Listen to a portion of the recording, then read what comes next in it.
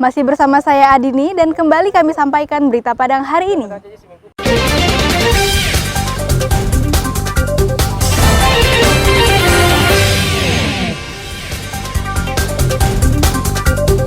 Sembilan pengedar narkoba dibekuk aparat Polres Pariaman.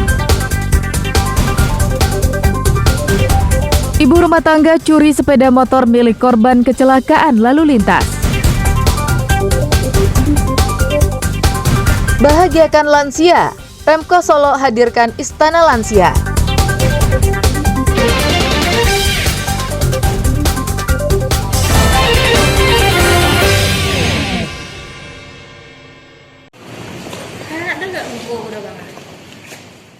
Kejaksaan Tinggi Sumatera Barat kembali memanggil saksi dalam kasus tanah kas desa Pasaman Barat. Kali ini yang diperiksa adalah Sekda dan Kabag Hukum Pemerintah Kabupaten Pasaman Barat. Tidak berbeda jauh dengan bupatinya, usai diperiksa, kedua pejabat tersebut langsung kabur lewat pintu belakang Gedung Kejati Sumatera Barat. Mereka berdua diperiksa jaksa sejak pagi hingga menjelang petang. Masing-masing diperiksa dengan 35 pertanyaan oleh penyidik. Hingga saat ini, Kejati Sumatera Barat telah memeriksa 17 saksi yang berhubungan dengan kasus tanah kas desa tersebut, termasuk kelompok kerja yang dikomandoi Sekda Pasaman Barat, serta beberapa orang lainnya yang mengetahui hal ini.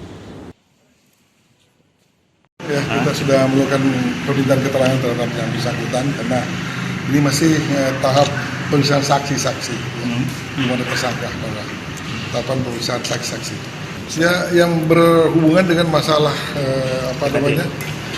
masalah proses daripada kerjasama tersebut, ya, termasuk Ketua Pokja, Pak Sekda, dan kemudian ada beberapa orang yang terkait yang mengetahui tentang Untuk mengetahui kerugian negara, penyidik Kejati telah meminta ahli untuk menghitungnya. Namun hingga kini, hasilnya belum diumumkan. Robi Ham melaporkan dari Padang.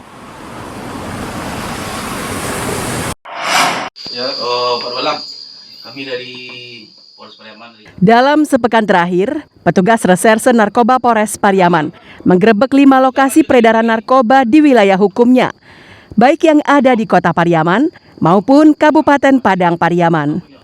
Setiap penggerebekan, polisi menemukan barang bukti yang menyatakan mereka adalah pengedar dan pengguna narkoba. Pada 5 lokasi penggerebekan ini, ditangkap 9 tersangka. Ada yang berperan sebagai pengedar, ada juga pengguna narkoba. Dari 9 yang ditangkap, 2 diantaranya berstatus residivis. Polisi menyita 9 paket sedang sabu-sabu, timbangan digital, sejumlah uang, dan alat untuk mengonsumsi narkoba. Namun, menangkap pengedar narkoba ini bukanlah perkara mudah. Polisi harus mencari strategi baru, karena perilaku pengedar terbilang licin dan lihai dalam menjajakan barang dagangan haramnya. Sebenarnya ini udah TO kami yang di awal melintang ini, apabila kami mau nangkap, nah ini lari ke wilayah lain, ke kabupaten lain, itu Kabupaten Agam, sehingga kami juga sulit untuk mencari karena wilayah orang. Kemudian kalau dicari sama Agam, mereka juga lari ke wilayah kami di Aur Melintang, Kabupaten Padang Pariaman. Berapa tahun Pak? Pak? Hampir 6 tahunan. Para tersangka dijerat dengan Undang-Undang Nomor 35 Tahun 2009 tentang narkotika dengan ancaman hukuman maksimal 20 tahun penjara. Eki Rafki melaporkan dari Pariaman. Yang biasa, yang jelas setiap minggu berapa?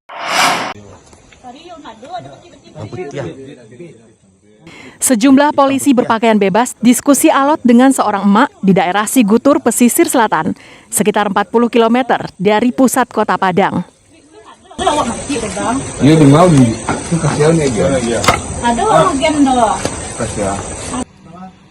Rini Juliana didatangi polisi karena mencuri sepeda motor. Hebatnya, pencurian dilakukan bukan di rumah korban atau di tempat parkir, tapi justru di tengah jalan yang padat lalu lintas. Seminggu lalu, seorang siswa SMA mengalami kecelakaan di jalan bypass di daerah Teluk Bayur. Korban mengalami luka parah. dan dilarikan warga ke rumah sakit. Saat semua warga sibuk menolong korban, Rini berinisiatif memindahkan sepeda motor korban ke pinggir jalan agar lalu lintas tak macet. Namun, sepeda motor itu urung dipindahkan, tapi justru dikendarai Rini menuju kampung halamannya. Aksi Rini ini direkam warga. Rini yang awalnya membantah semua tuduhan polisi, akhirnya tak bisa berkutik ketika polisi memperlihatkan rekaman warga tersebut. Ibu beranak 2 ini pun dibawa polisi ke Mapolresta Padang untuk diperiksa secara intensif. Setelah terjadi kecelakaan, yang bersangkutan diselamatkan oleh warga dan dibawa ke rumah sakit. Namun, sepeda motor yang tertinggal di TKP diamankan oleh seorang perempuan dan dibawa kabur.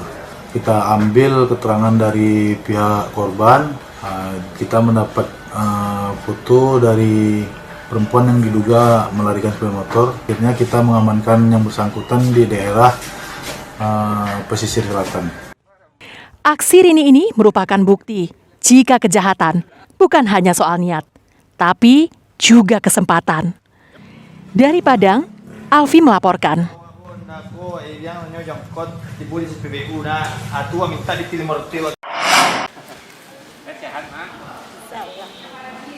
Untuk memanjakan dan membahagiakan warganya yang telah berusia lanjut, pemerintah Kota Solo mendirikan sebuah rumah singgah bagi mereka yang dinamakan Istana Lansia.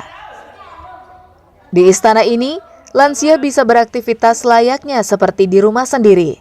Istana yang diprakarsai oleh pemerintah Kota Solo berlokasi di daerah 9 Korong, Kecamatan Lubuk Sikara, pusat Kota Solo.